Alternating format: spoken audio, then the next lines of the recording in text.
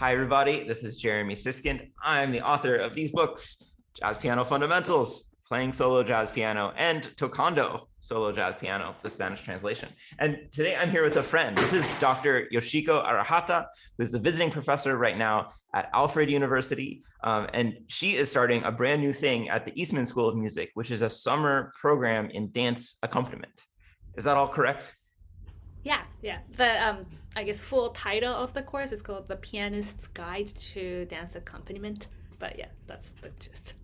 Awesome. And Yoshiko, I hope I can disclose that we go way back. We were colleagues together studying at Eastman, and you were one of my first generation of jazz piano students. Yeah. Well, that And you're skill has been utilized and evolved. and you're making me very proud with everything that you do. So I wanted to talk about being a pianist accompanying dance because this is something I know virtually nothing about. My understanding is that it's kind of a classical style, but it involves some improvisation. Is that right? I involve improvisation. I'm not sure if that's always the case, but and it's also different if you're accompanying dancers in college, dance courses settings versus if you're accompanying, ballerinas in a company. What you do it's basically similar, but the content might be different because companies usually have music that they're already working with. So the pianist there will be using the music for that, whatever show, Swan Lake or whatever Uh-huh. music that they're using. Whereas if it's for college or any other really classes, even for a company, then music is a bit more up to the pianist, unless the dance instructor have specific requests, and sometimes they do.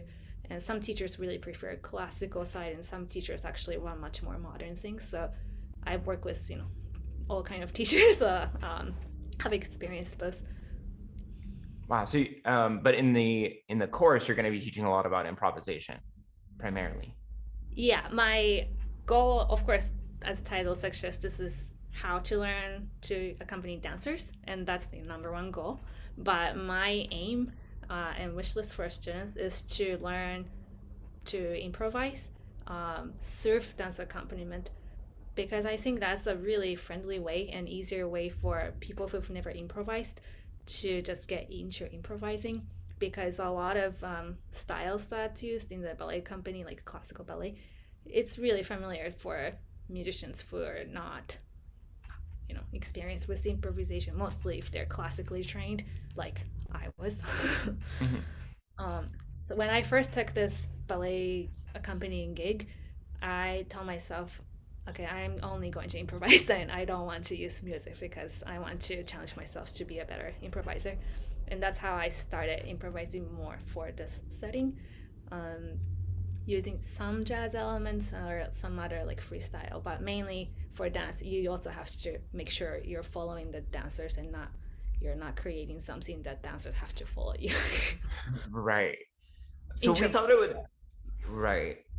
Yeah, so we thought it would be a fun idea because I don't know anything about ballet. Um, so if you could give me some of the main dances or some of the main rhythmic structures, I don't even actually know what the correct terminology is here. And we thought that you could give me a little lesson about some of the things that I should know if I were going to be going in and accompanying a ballet class. Yeah.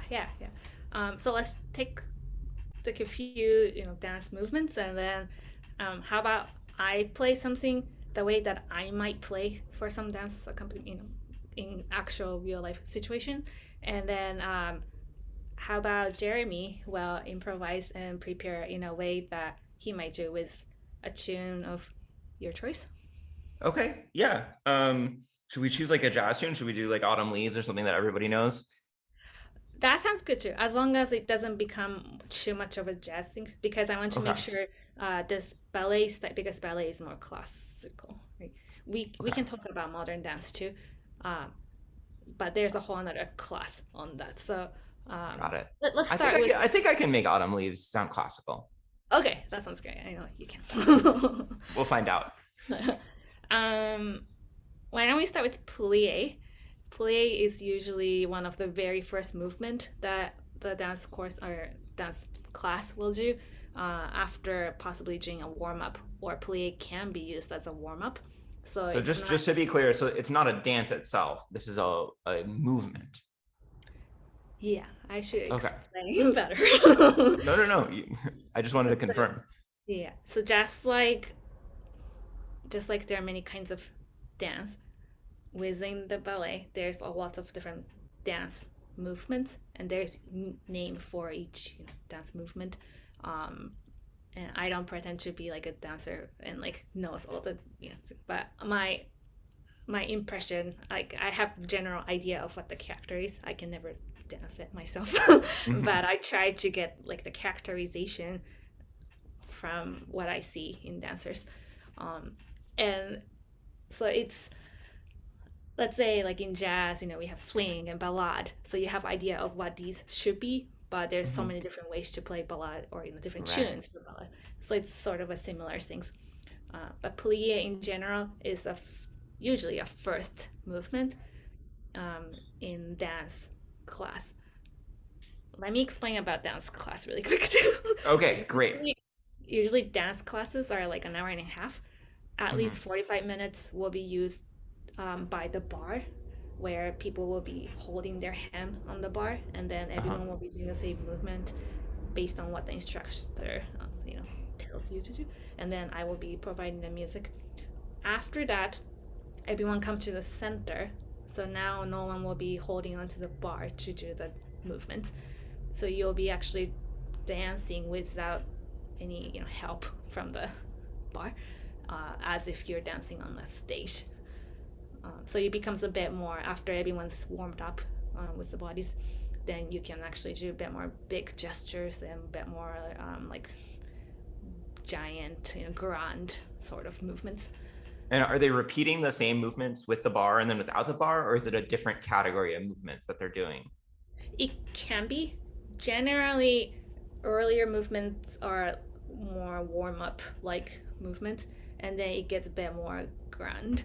And then same thing with the center. It can repeat because how you dance holding the bar versus not holding the bar, it's also very different, right? You really have to balance Hmm. yourself. Um, but the center dances are in general much more grand. So it's like what you think of as like the grand waltz from Swan Lake, like Uh-huh. from Uh-huh. the corner of the room all the way to the other corner.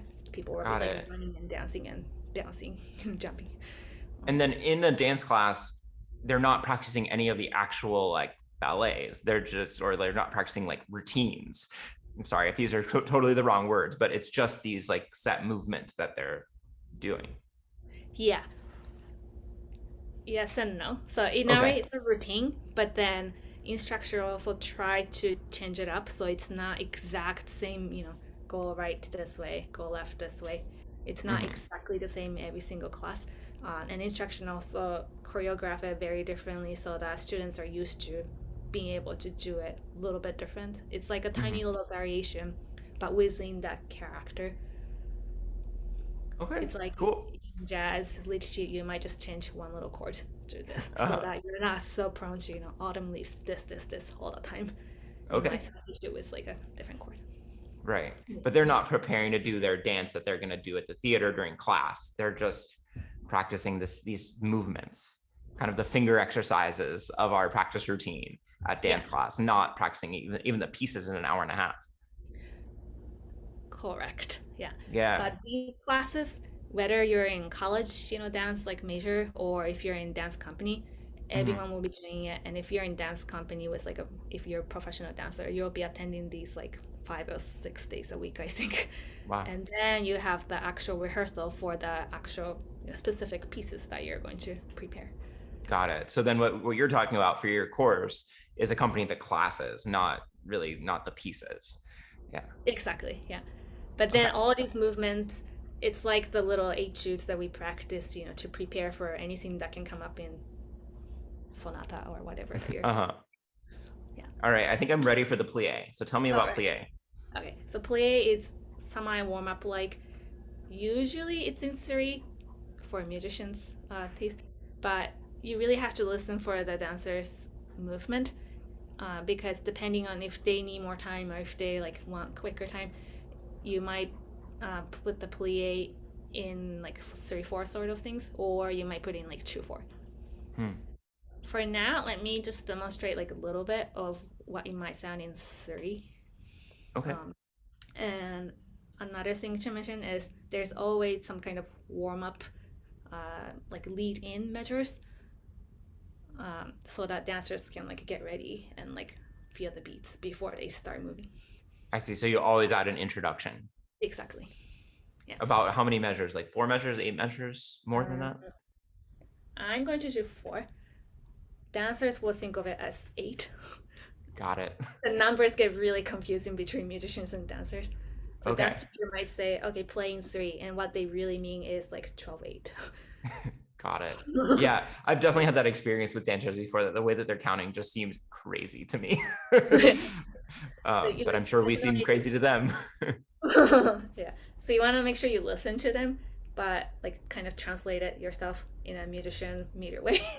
Okay. All right, let's hear a little plie.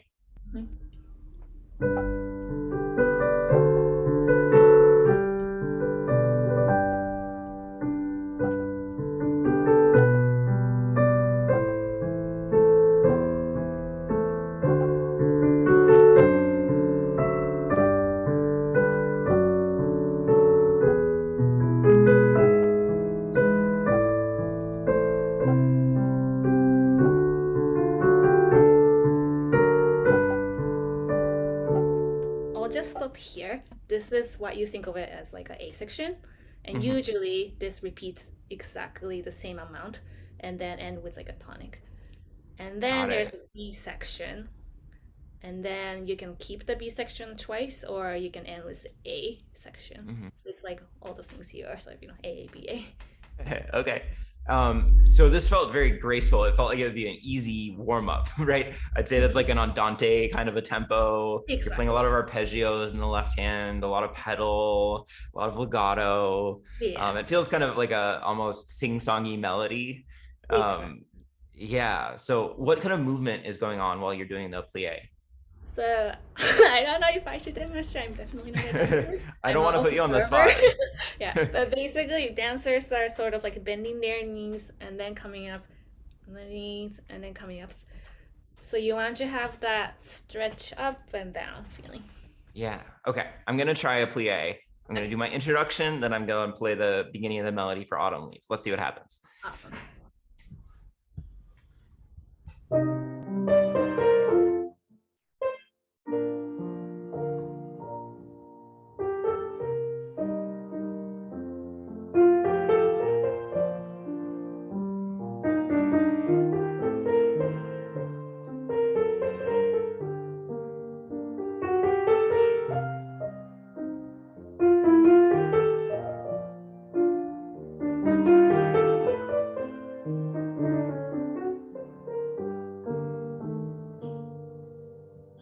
How's that for a plie? Does that work? Yeah, that sounds really beautiful and very graceful and legato for sure. One suggestion.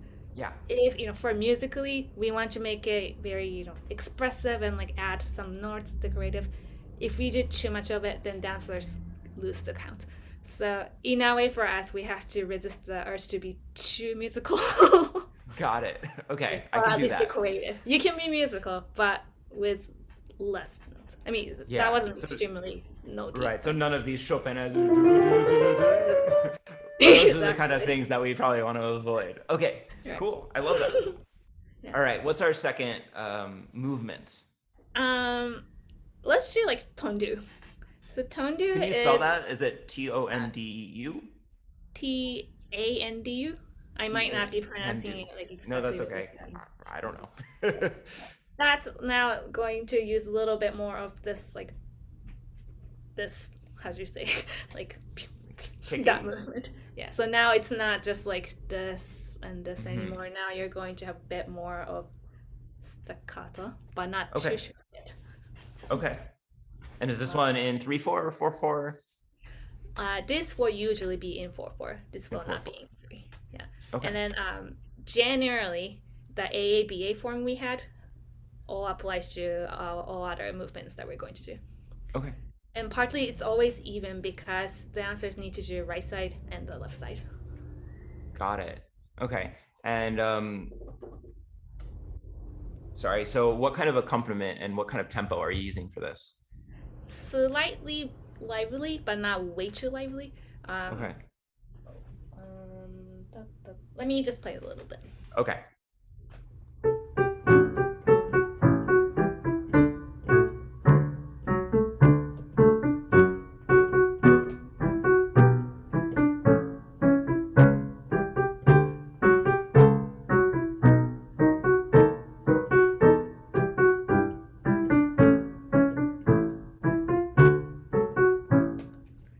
I would say that's like a A section, and Nice. Yeah, I'm it's admiring how clear everything that you're doing is. It's so clear. oh, thanks. It's like you have to be overly clear, so that Hmm. everyone can be on the same page. Cool. So, and you're kind of doing, I'd call it, I mean, it's an oompa or a stride or a, Yeah, yeah. and That's a I'm good guessing point. like the bass is where they're mainly doing the kicks, or are they doing the kicks all four beats? But that that that but the downbeat is but that. So they're kicking on beats 2 and 4 of that pattern So on the musically, when you pause of the oompa. exactly, then they also release. Okay, awesome. Um, and is that da da da da pattern, is that like typical of a tendu, or was that just your interpretation this time? I would say it was mine, but I think it's used quite a lot. Okay. Yeah. All So I right. guess yes and no. It doesn't have to be this rhythm It doesn't necessarily, have to be that. but to show we still have that down up feeling. Mm. So we want. I think that's why I'm trying to show that up and down. I see. Okay. Yeah. Like I said, it's so clear where beat one, like where the strong beats are versus where the weak beats are because of the way that you're playing it. All right. I'm not sure if I'm going to be able to execute that exactly on Autumn Leaves, but I'm going to try. Is there anything Okay. else I should know before I start? No. Just make sure it's not way too fast yet because this is still in the beginning of the ballet. Here's the introduction.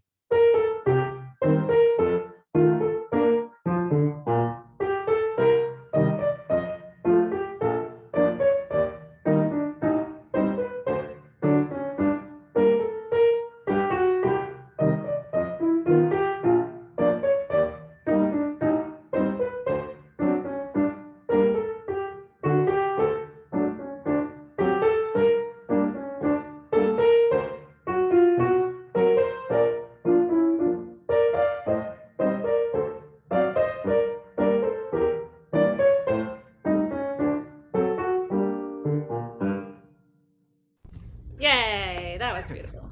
Yeah. So I was thinking about a question as I did that. It's so ingrained in me that like at a phrase ending, I should do a little bit of a change in the accompaniment to mark that phrase ending. Like when I come up to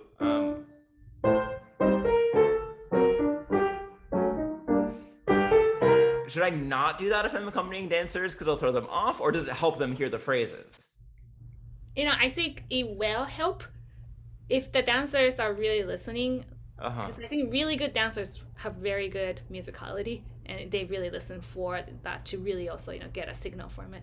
Um, but mainly thing they really need is like very clear beats so that everyone's Hmm. together. But Okay. I think that's kind of a additional decorative thing that would not only be like helpful, but it'll also be expressive and not interfere with their movement. Okay. Yeah. Awesome. Let's do one more movement. Okay. Like how about adage? So What is it adage is called? adage. Adage, like adagio. It's like adagio. Yeah. Okay. Yeah. So that's usually not at the bar. Well, they can be doing it at the bar too, but that's a pretty. It's probably one of the most difficult movement because it's very slow, and then you have to keep it going, and you have to keep all these Mm. things. So it's harder than like. Yeah. And then this is kind of a movement that's practiced both at the bar and the center, but especially at the center, they really do it, and then that's where like oh my gosh, I have to do this at the This is the one that like freaks out dancers. Exactly. Okay, so Um, musically, what are we doing? Tell me the meter, the Musically, tempo, all that I stuff. think of it as 12/8. Okay. Dance teachers usually think of it as 4. Hmm. Yeah, but which makes sense because it's a big four beats. Right. But what we really want is a extremely long, beautiful, smooth phrase. Yeah. So Okay. something like Chopin Nocturne, the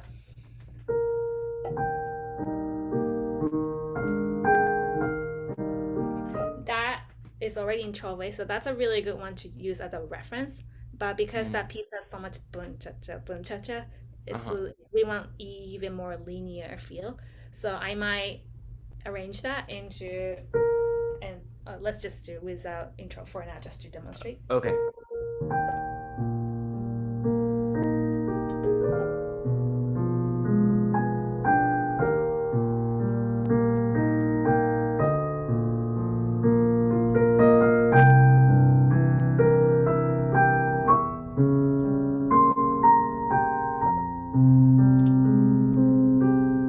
Something like that.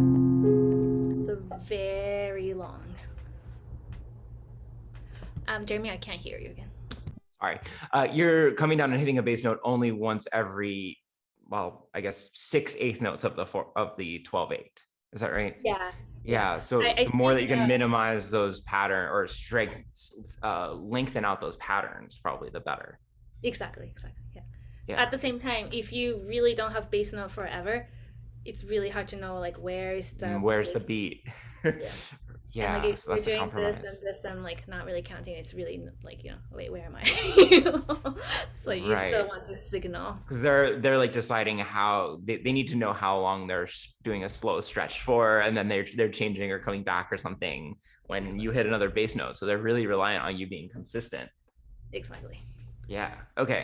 Should I try? Is there anything else I need to know? No, this is the movement that I really love it because it's like the most beautiful moment that you can create. Think of it as the ballad of the ballad. Okay. All right.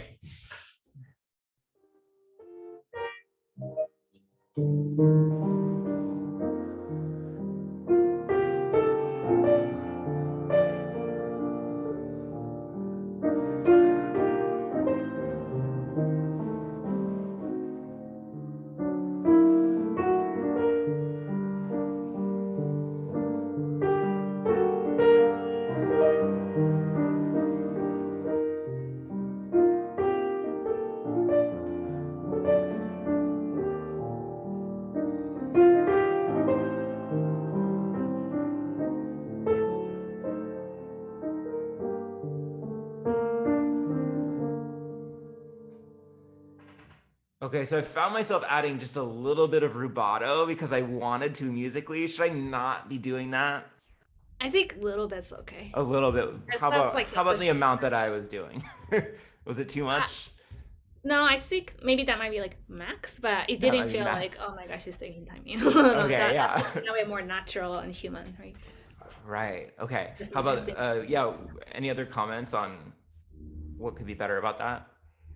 Um, it might be partly my fault for like starting with bass and then going up, bass and going up, and then you Okay. did change up, which was really nice. Uh-huh. If we change too much and becomes inconsistent, then again it kind of loses the beat for the dancers. We don't want to do it. You mean Um, in terms of like go sorry, like finish your thought. ascending motion, ascending motion, ascending motion. Then that we need that so that dancers know where it is. But if it's so much that we also feel like it's pretty redundant, like down, up, down, up. Uh-huh. So you're saying So that we could like make more of a up down to the bass? yeah, yeah, yeah. And then we only got to do like first couple measures of it. But as Hmm. you're developing, don't be afraid to use like a wider range of the piano too. Okay. Which I know you will be trying. Yeah, can I try that? That sounds fun. Yeah, yeah.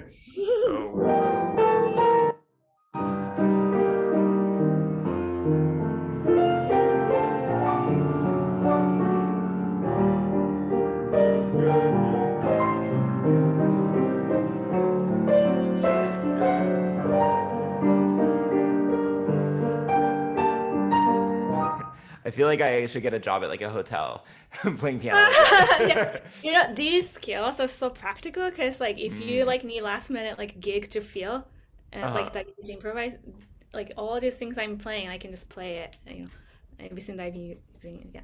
Um, yeah, that was really beautiful. Just two comments. Make sure it doesn't get too fast, uh, Okay, because then it doesn't become adagio anymore. cool. I was worried about it getting too slow, so I'm glad that I wasn't doing that. And then Yeah, what's the and other if it comment? wait, what was the other comment? Oh, so you know how you added like a himiola kind of thing? I don't Mm, remember doing that. something like sorry, which is, I mean, fits the piece, so it's fine. If there's Right. too much himiola or suspension rhythm, then it gets confusing. Got it. So it'd be better to do like something that's just so rhythmically clear.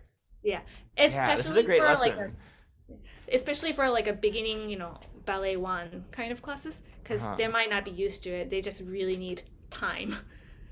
So in that setting, you might feel like, I'm a very like functional pianist, Right. but like you kind of need to be that so that dancers can really keep it going steady. Yeah, Right. But and that then teaches when you so much discipline. I love it. yeah. And then, but as the dancers also get advanced, they might be used to playing with music that's a bit more complicated, or they might not need the signal as often as the beginner dancers. Then you Okay. can gradually develop too. But it's Amazing. better Yoshiko, to be way too clear. this is so great. I had so much fun. So tell people a little bit more about the courses that you're offering. I know you said there's an in-person and then there's a remote option, right? Can you just give the 1 minute version? Yeah. So people can choose, both modes or either modes. But the in-person one is basically like a 5-day boot camp from 9 a.m. to 5 p.m. on July 18th till 22nd of July in Rochester, New York, on both East Main campus and the River campus. You will get to play for the dancers, like the actual live dancers, and students will have the opportunity to like have a recital. Sort of like a final project is to play for the dance course. At the very end of the boot camp. We'll have a lot of like masterclass, some lectures from me, some guests coming that will be announced very soon, so stay tuned. For online, it will be Tuesdays, the 6 Tuesdays of the Summer Institute at 7 p.m. Eastern Standard Time. It was created in the evening so that if adults have work, they might be able to join more, and people from anywhere in the world, it might be more convenient time. So that's why we did it. For online course, because we don't want to be on Zoom, from 9 a.m. to 5 p.m. sort of setting. The assignments a bit more dense because each week I will have specific assignments for students to do. Because there's no like a well, there is a group masterclass within the Zoom too, but students will actually also get to do private lessons with me to get specific feedback. And then we will still have a final project component that's comparable to what in-person students would do with the real life dancers. Well, it sounds amazing. Congratulations. And you're going to send me some information that I will put into the description of this video if people want to learn more. And if people just want to generally know more about you, do you have a website? Yes, I do. Okay. Um, what It's is the URL? it's just www.myfullname.yoshikoarahata.com. All right, awesome. Anything else that we should know before we sign off? I want people to just enjoy. This is not like, I think I got some questions from some prospective students like, do I need to be experienced with improvisation to join? And like, absolutely no. Like, one of my wish for students is for people who've never improvised before to feel like I can actually improvise, because of the skill that I learned from dance accompaniment. And we'll still use some written music as well, but when else do you get to play with dancers? Like, I've never had that opportunity as a conservatory student, so this will be a very fun, collaborative, interdisciplinary experience, and I hope people of all ages and levels would enjoy. Awesome. Well, thank you so much for the lesson. Thank you, Jeremy, Yeah, for. and I hope to see you soon. Thanks. All right, take care.